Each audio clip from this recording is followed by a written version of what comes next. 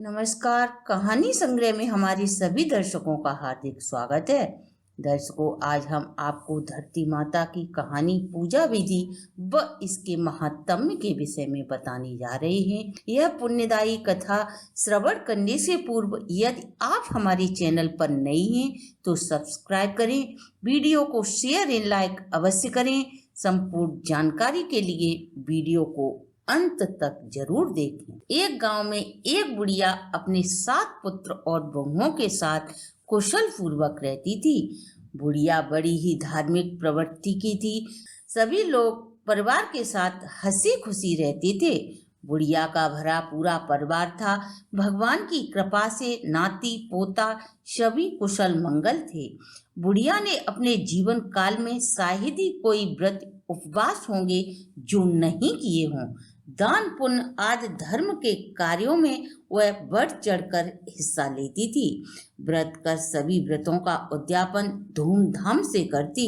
कार्तिक मास की सभी व्रत व कहानी बुढ़िया ने कहीं सुनी। धर्मराज की, पोपाबाई की, पतवारी माता की, तुलसी माता की, चित्रगुप्त सहित सभी व्रत एकादशियों के किए व उद्यापन किया। बुढ़िया का नित्य का नियम था, वह सुबह जल्दी उठना, नित्य क्रिया से निवृत्त होकर स्नान आदि कर राधा कृष्ण के मंदिर में जाती और रास्ते में जो भी उसे पहला व्यक्ति मिलता उसे वह राधा कृष्ण कहती और 1 सोने का टका दे देती। यह उसका नित्य का नियम था। मंदिर में पूजा कर घर लौटती और घर आकर गाय, कौवा, कुत्ता, चिड़ी, कबूतरों को दाना पानी देकर स्वयं भोजन ग्रहण करती। इस प्रकार बुढ़िया माई का समय हरि कृपा से अच्छी तरह गुजर रहा था।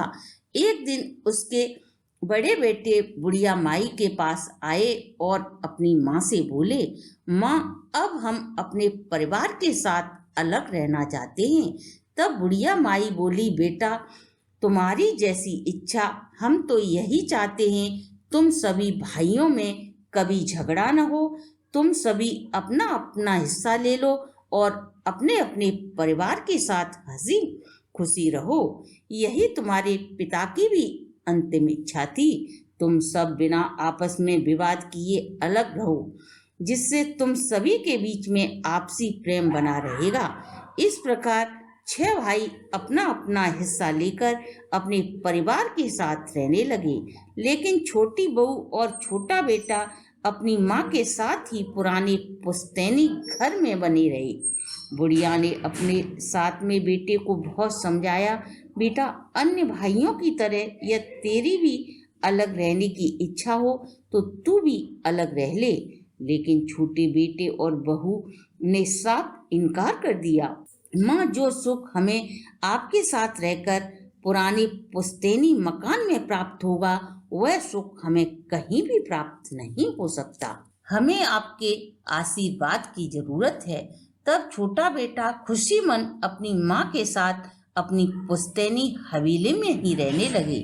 बुढ़िया नित्य की भांति जल्दी उठती और अपने छोटे बेटे से 1 सोने का टका मांगती और मंदिर के रास्ते उसे जो भी मिलता उसे राधा कृष्ण कहती और वह टका दे देती। वह हमेशा की तरह घर लौटकर गाय, कुत्ता, चिड़ी, कबूतरों को दाना रोटी देती।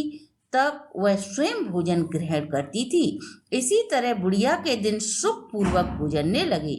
पर दर्शकों, भगवान की लीला बड़ी निराली है। एक दिन बुढ़िया का 7वां बेटा बीमार पड़ गया और उसने चारपाई पकड़ ली। इस कारण वह काम करने न जा सका। धीरे धीरे घर का राशन पानी भी खत्म होने लगा और बुढ़िया का दान पुण्य और नित्य 1 सोने के टका का दान का नियम भी भंग हो गया।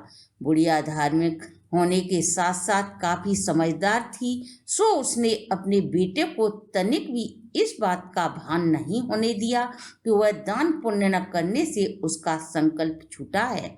वह अपनी नित्य 2 रोटियों में से 1 रोटी के 4 टुकड़े करती, 1 कुत्ते को, 1 गाय को, बाकी बचे हुए चिड़ी कबूतरों को खिलाती। वह अपने छोटे बेटे से कुछ भी नहीं मांगती, क्योंकि उसे पता था मेरा बेटा बीमार है, वह काम पर नहीं जा सकता। एक दिन बुढ़िया की पड़ोसन बुढ़िया के पास आई। बुढ़िया की छोटी बहू तत्काल ही चाय पानी लेकर आई। तब पड़ोसन बोली, बेटी आज मेरा धरती माता का व्रत है, मैं चाय नाश्ता नहीं करूंगी। तब बुढ़िया अपनी पड़ोसन से बोली, बहन धरती माता का व्रत क्यों और किस लिए रखा जाता है, इसकी उद्यापन विधि क्या है। तब पड़ोसन बोली, तूने इतने व्रत दान पुण्य कर लिए, तूने यदि धरती माता का व्रत नहीं किया तो परलोक में पैर रखने की जगह नसीब नहीं होगी। तब पड़ोसन ने बुढ़िया से कहा, धरती माता का व्रत करने वाले को परलोक में बैठने के लिए जगह चाहिए, तो इस व्रत को अवश्य करना चाहिए। यह व्रत 7 दिन तक कहानी इसमें कही और सुनी जाती है। इसका व्रत रखकर नित्य कहानी सुनना, पूरी विधि विधान बताकर पड़ोसन अपने घर चली गई। पड़ोसन के जाने के बाद बुढ़िया चिंता में पड़ गई कि घर में अन्न का पहले से ही टूटा है, ऐसे में वह धरती माता का व्रत कैसे कर सकती है। तब बुढ़िया अपनी छोटी बहू से बोली, तुम अपनी सभी जेठानियों को मेरे पास बुलाकर लाना, कहना माँ ने बुलाया है। तब सभी बुढ़िया की बहू आई और बोली, माँ आज आपने हम सभी को क्यों बुलाया है।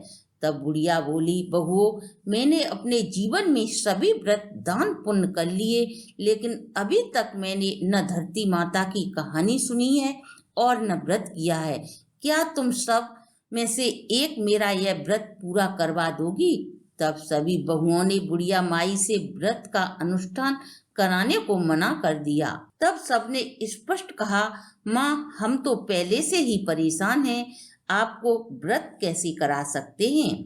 तब छोटी बहू ने यह बात अपने पति को बताई। तब बेटा बहू सास से बोले, माँ आप उदास मत होना, भाभियों ने आपके व्रत करने में आपका सहयोग नहीं दिया, लेकिन हम आपका व्रत अवश्य ही पूरा कराएंगे, तुम दुखी मत होना। बताओ धरती माता के व्रत करने के लिए आपको क्या क्या चाहिए। तब बुढ़िया बोली, बेटा तू बीमार है, कहाँ से लाएगा पैसे। तब बेटा बोला, माँ मुझे पूरी व्रत की विधि बताएं। तब बुढ़िया बोली, धरती माता का व्रत कर 7 दिन कहानी कही और सुनी जाती है। एक पीपल के वृक्ष के नीचे 1.25 हाथ जगह खोदकर उसके ऊपर 1.25 मीटर लाल कपड़ा, 1.25 मीटर सफेद कपड़ा बिछाकर उसके ऊपर रोली मोली चावल और 1.25 रुपए रखकर कहानी सुनते हैं और सभी पूजा की सामग्री जो ब्राह्मणी कहानी सुनाती है उसे 7वें दिन भोजन कराकर समस्त पूजा की सामग्री ब्राह्मणी को दे देते हैं। छोटा बेटा बोला, माँ तू पूजा की तैयारी कर, मैं ठीक हूँ, आज ही काम पर जाता हूँ। बेटा अपनी माँ को धरती माता का व्रत करवाना चाहता था, इसलिए उसने माँ से झूठ बोल दिया। बुढ़िया का छोटा बेटा अपनी माँ से व्रत की तैयारी करने की कहकर काम पर निकल जाता है। हरी कृपा से बुढ़िया के बेटे को उस दिन काम भी कम करना पड़ा और काम का मेहनताना भी रोज की अपेक्षा दूना मिला और वह घर आकर अपनी माँ के लिए धरती माता के व्रत के लिए सारा सामान खरीदा और घर का राशन भी साथ में लेकर आया।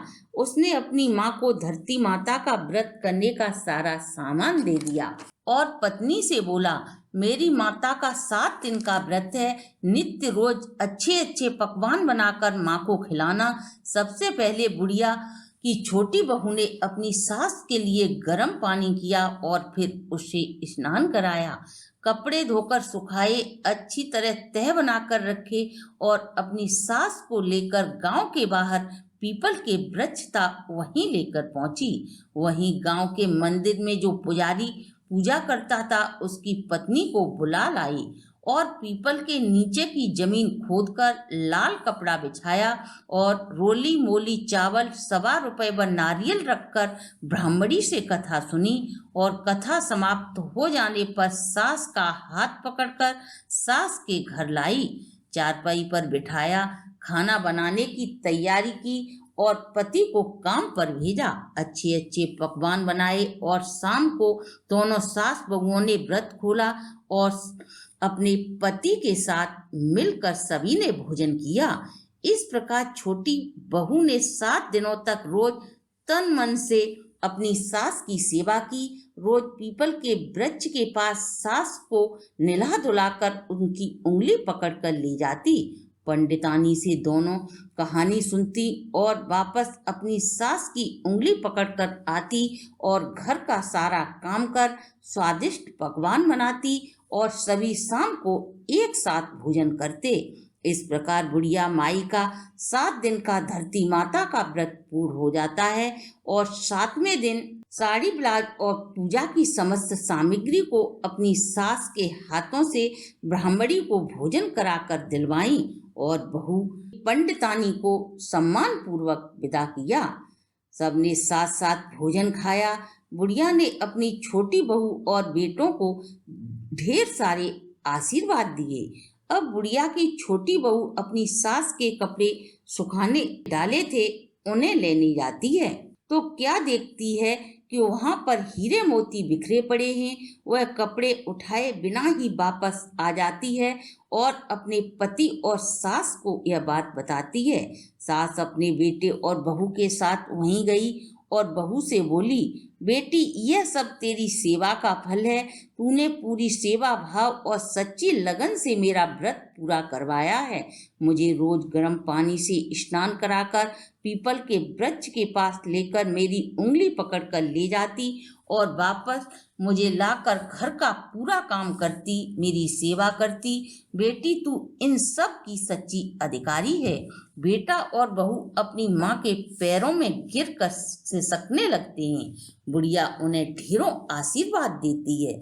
जब यह बात का पता बुढ़िया की अन्य बहुओं को चलता है तो वे सब काम छोड़कर दौड़ी चली आती हैं और अपनी सास से अपनी गलती के लिए माफी मांगती हैं।